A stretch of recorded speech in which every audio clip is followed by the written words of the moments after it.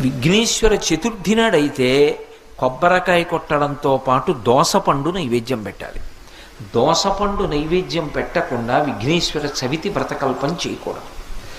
ఉండ్రాళ్ళు కుడుములు అవి సరే, దానితో పాటు తప్పకుండా దోసపండు నైవేద్యం పెట్టి దోసపండు ముక్క ప్రసాదంగా అందరూ తీసుకోవాలి.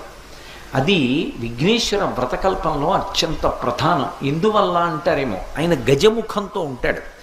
గజముఖంతో ఉన్న కారణం చేత ఉపాధి రీత్యా ఏనుగు లక్షణంగా దోసపండు మహాప్రీతిపాత్రంగా స్వీకరిస్తాడు.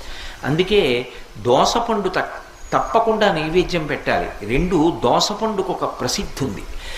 ఎప్పుడైనా సరే ఆయన బ్రహ్మజ్ఞానాన్ని పొందాడు, మోక్షం పొందాలి అని కోరిక ఉంటే దేనితో పోలిక చెప్తారంటే ఒక్క దోసపండుతోటే చెప్తారు.